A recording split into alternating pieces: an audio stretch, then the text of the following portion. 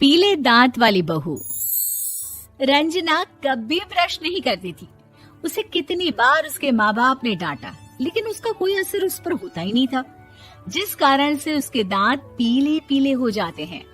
शादी के बाद अरे बहू, वैसे तो तुझ में कोई कमी नहीं है, पर तेरे दांत इतने पीले कैसे हैं बेटा? कैसे मतलब? कोई सर्जरी थोड़ी ना कराई है। वो तो क्या नाम, मैं ब्रश नहीं करती थी तो पीले हो गए। अब क्या करूं? आप कहें तो लाल करवा लूं या फिर काले? यार ये क्या है, क्यों माँ से लड़ रही हो? लड़ रही हूँ? अरे मैं लड़ रही हूँ या ये बोल रही है कि दांत पीले हैं, पीले। अरे तपस्या थोड़ी ना की है इन्हें पीले करने के लिए। बकायदा ब्रश नहीं किया है 20 साल तक, तब जाकर। छी, कैसी बात कर रही हो? ये उस वक्त तो पीले नहीं थे जब हम लोग तुम्हें देखने आए थे।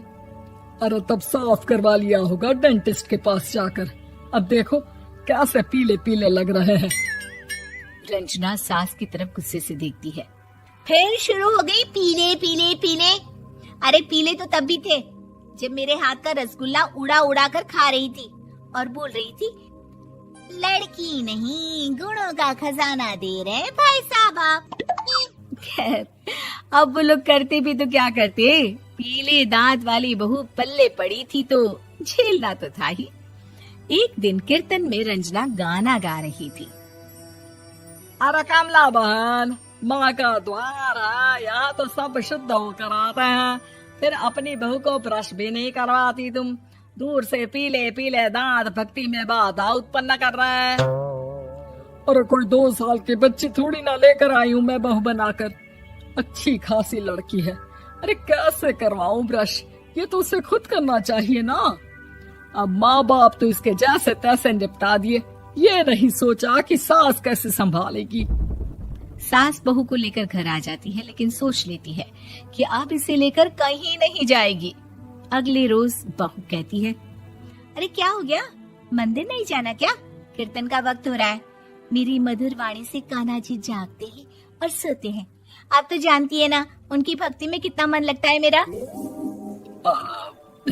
वो क्या है ना, तबीयत ठीक नहीं लग रही है मेरी, आराम करूंगी मैं। तबीयत ठीक नहीं लग रही? अभी तो मिथुन के गाने पर नाच रही थी आप, और अब बोल रही है कि तबीयत ठीक नहीं लग रही। अरे भक्ति में मन लगा लो सासू माँ, ऊपर जाना है, क्या मुंह दिखाओगी आप? हाँ? सास को बहू की बात पर गुस्सा आ जाता है। मैं क्या मुंह दिखाऊंगी, इसकी चिंता तो ना कर, समझी? अपने मुंह की चिंता कर, जो ये पीले पीले दांत लेकर हर जगह पहुंच जाती है। पता है लोग कितना मजाक बनाते हैं। ना जी ना, मैं नहीं जाना कहीं तेरे साथ। तो ये बात है। कोई ना, मत जाओ, मैं अपने कमरे में ही बैठकर भक्ति कर लूंगी। ऊपर वाला दांत थोड़ी ना देखता है, मन देखता है, भावना देखता है। और अरे बस बस, तू सब कुछ दिखा, बस ये सफेद चमकदार दांत ना दिखाना किसी को, है? जा यहाँ से। बहू को सास की बात का कोई फर्क नहीं पड़ता, वो तो जैसी थी वैसी ही रह जाती है।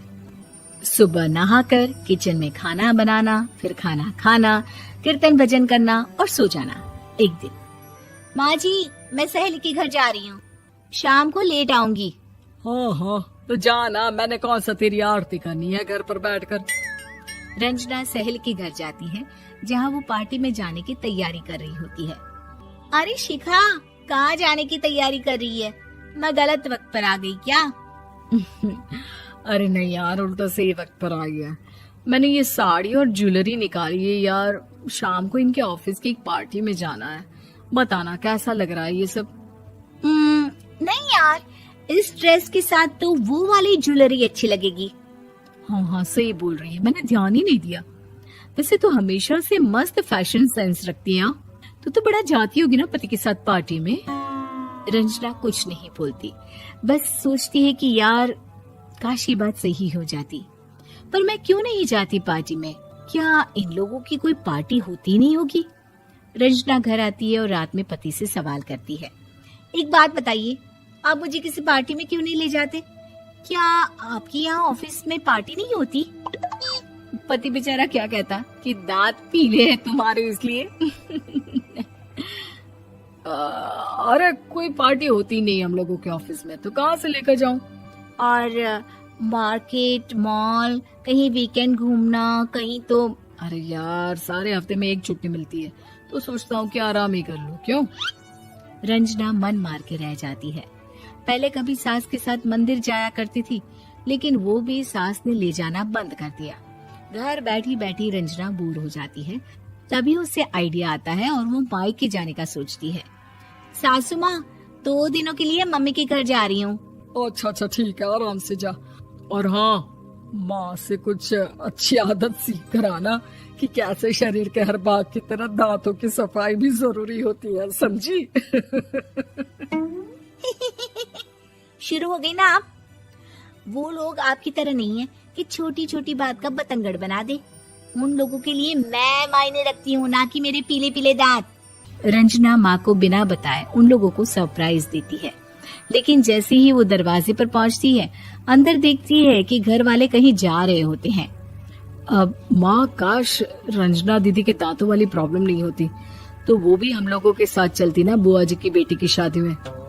हाँ बेटा, लेकिन अब उसे कौन समझाए कि उसको उसके पीले दांत नहीं दिखते, लेकिन उसके आसपास के लोगों को कितना एम्बैरेसिंग फील कराते हैं। मुझे तो कितनी बार उसके स्कूल की टीचर ने शिकायत की कि उसके साथ कोई लड़की बैठना भी नहीं चाहती, और ना ही कॉलेज में कोई उससे बात करना चाहता था। लेकिन पता नहीं क्यों उसे ये बात समझ में ही नहीं आती। कोई कमी नहीं है उस लड़की में, बस यही कि दांत पीले हैं। वो तो भला हो जीजा जी और उनकी माँ का, जो दीदी को जैसी है वैसे ही रखा हुआ है। रंजना को अपने घर वालों की बात सुनकर बहुत दुख होता है। वो सोचती है कि वो क्या करे, लेकिन फिर वो सीधा डेंटिस्ट के पास जाती है, अपने दांत चमकाती है और कसम खाती है कि वो रोज ब्रश करेगी। अरे क्या हो गया? तुम तो 2 दिनों के लिए गई थी ना, पर कोई ना, अच्छा है, चलो आ गई तो। रंजना सास के सामने आकर खड़ी हो जाती है और पूरी स्माइल करती है, उसके चमकदार दांतों को दिखाती हुई। हैं? चले मंदिर? माँ, मुझे माफ कर दीजिए, मैंने आप लोगों को बहुत एम्बैरेसिंग फील करवाया। मैं आज से रोज ब्रश करूंगी।